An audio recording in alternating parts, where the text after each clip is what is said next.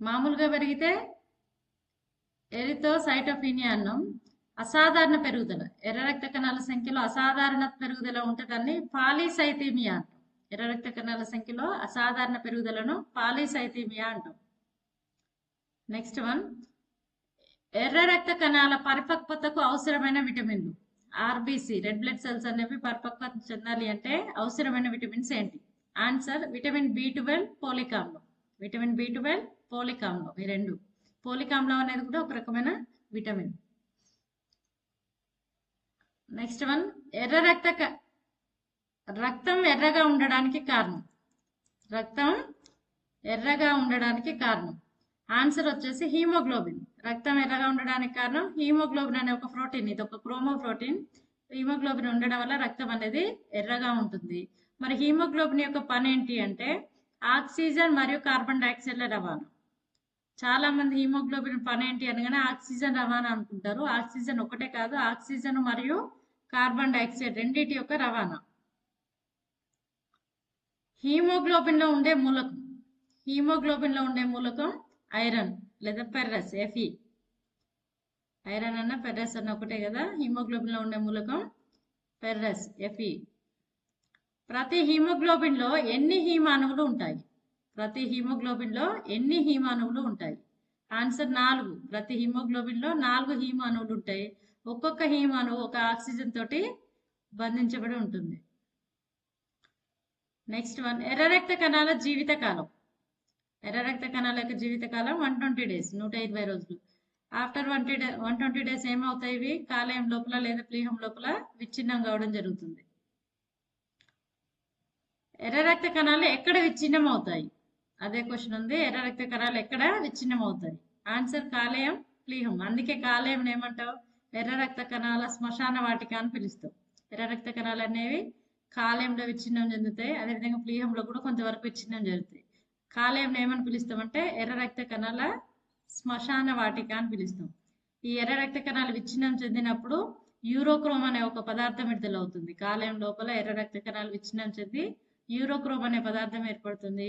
ఆ యూరోక్రోమ్ అనేది మూత్రం ద్వారా బయటకు విసర్జించబడుతుంది. అందుకనే మూత్రం పసుపు రంగులో ఉంటుంది. మూత్రం పసుపు రంగులో ఉండడానికి కారణం ఏంటి అంటే యూరోక్రోమ్ అనే పదార్థం ఉండడం. మరి ఆ యూరోక్రోమ్ ఎక్కడి నుంచి ఏర్పడుతుందంటే కాలేయం లోపల ఎర్ర రక్త కణాలు విచ్ఛిన్నం చెందినప్పుడు విడుదలవుతుంది.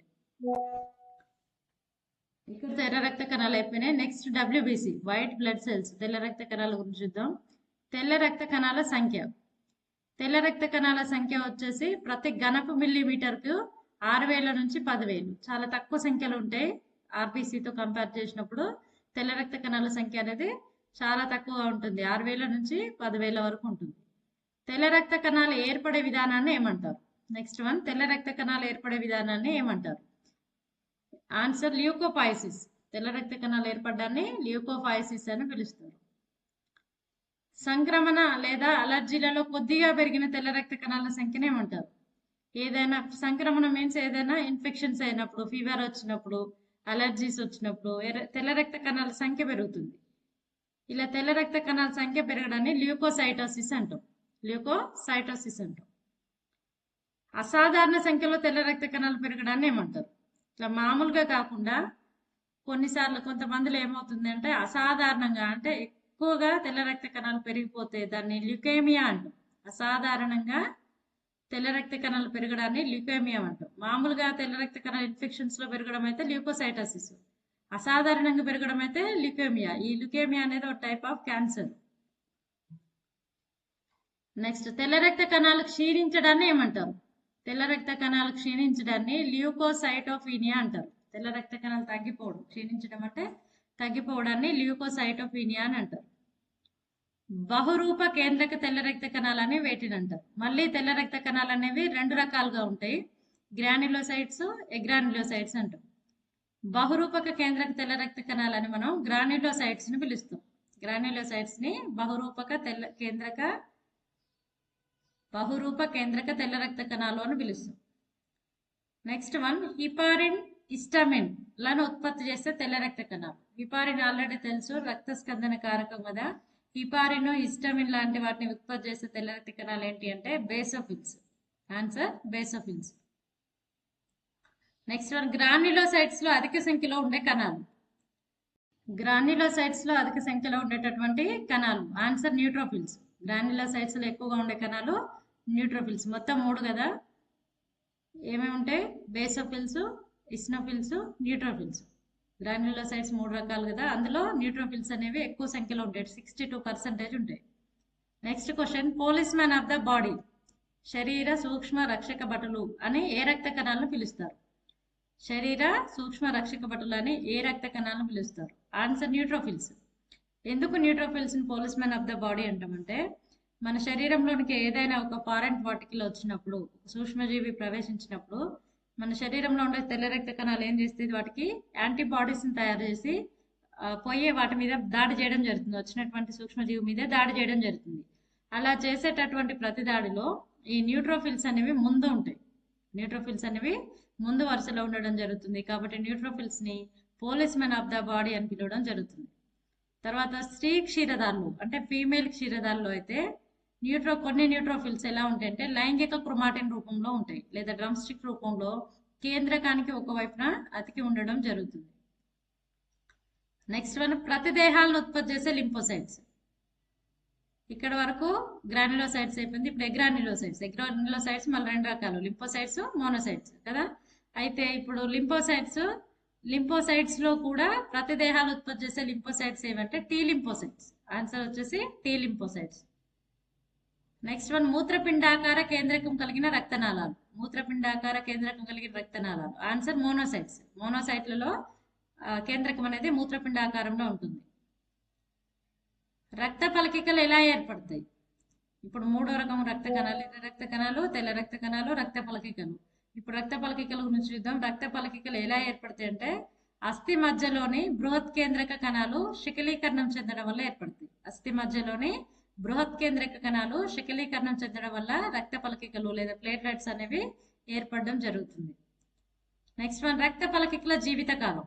రక్త ఫలకికల జీవితకాలం 5 నుంచి 9 రోజులు ఉంటుంది. ఎర్ర రక్త కణాల జీవితకాలం 120 డేస్. తెల్ల రక్త కణాల జీవితకాలం 12 నుంచి 13 రోజులు ఉంటుంది. అదే రక్త ఫలకికల జీవితకాలం 5 నుంచి 9 రోజులు ఉంటుంది. నెక్స్ట్ వన్, శోషరసంలో ఎక్కువగా ఉండే కణాలు. అసలు శోషరసం ఆన్సర్ చూడండి. శోషరసంలో ఎక్కువగా ఉండే కణాలు అయితే ల్యూకోసైట్స్. నెక్స్ట్ వన్, శోషరసం ఎక్కడి నుంచి ఏర్పడుతుంది? అసలు శోషరసం అంటే ఏంటో చూద్దాం. శోషరసం ఎక్కడి నుంచి ఏర్పడుతుంది అంటే కణ మధ్యంతర స్థలంలో రక్తం నుంచే శోషరసం ఏర్పడుతుంది. శోషరసాన్ని మనం లింప్ అని పిలుస్తాం. ఎలా ఏర్పడుతుందో చూడండి. రక్తం అనేది రక్తకేశ నాళికలు అంటే ఏంటివి? చాలా సన్నగా చిన్నగా ఉండేటటువంటి సన్నగా కేశ అంత మందంలో ఉండేటటువంటి చిన్న రక్తనాళాలని రక్తకేశ నాళికలు అంటాం. ఎప్పుడైతే రక్తం రక్తకేశ నాళికలలో ప్రవహిస్తుందో అప్పుడు ఏమవుతుందంటే ధమనిక లోపల జలస్థితిక పీడనం ఏర్పడుతుంది. ఈ ధమనిక లోపల ఏర్పడే జలస్థితిక పీడనం వల్ల ఈ రక్తంలో ఉండేటటువంటి నీరు, కొన్ని ద్రావితాలు, తక్కువ అనుభారం ఉండే ప్రోటీన్లు ఇవన్నీ ఏమైతాయి అంటే రక్తకేశ నాళికల నుంచి బయటకు వచ్చేస్తాయి, మధ్యంతర స్థలంలోనికి వచ్చేస్తాయి. దాన్ని ఏమంటారంటే కణజాల ద్రవం లేకపోతే మధ్యంతర ద్రవం అని పిలుస్తాం. కణజాల ద్రవం లేదా మధ్యంతర ద్రవం అంటాం. అయితే ఈ మధ్యంతర ద్రవం, కణజాల ద్రవం ఏమవుతుందంటే మళ్ళీ రక్తంలో కలిసిపోతుంది, కానీ కొంత మొత్తంలో కణజాల ద్రవం మాత్రం కణాలలో మిగిలిపోతుంది. అయితే ఈ మిగిలిపోయినటువంటి కణజాల ద్రవాన్ని మనం శోషరసం అని పిలుస్తాం. ఈ కణజాల ద్రవం అనేది కణాలలో ఉంటే ప్రమాదకరం, కాబట్టి మళ్ళీ అదేం కావాలి? రక్తంలో కలవాలి.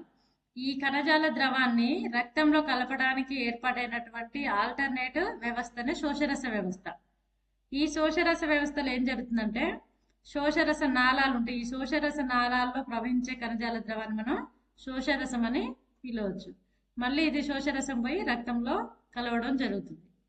నెక్స్ట్ వన్, శోషరసం ఏ సిర ద్వారా రక్తాన్ని చేరుతుంది? ఆన్సర్ చూడండి. శోషరసం అనేది రక్తాన్ని చేరేటటువంటి సిర ఏదంటే అధోజతృకా సిర ద్వారా శోషరసం అనేది రక్తంలో కలవడం జరుగుతుంది. ఓకే అండి, ఇంతటితో ఈరోజు వీడియో అయిపోయింది. ఎవరికైనా మన వీడియోస్ కనుక ఉపయోగపడుతున్నాయి అనుకున్నట్టయితే వీడియోకి అయితే ఒక లైక్ చేయండి, షేర్ చేయండి. అదేవిధంగా మరిన్ని వీడియోల కోసం ఛానల్ అయితే సబ్స్క్రైబ్ చేసుకోండి. Thank you for watching.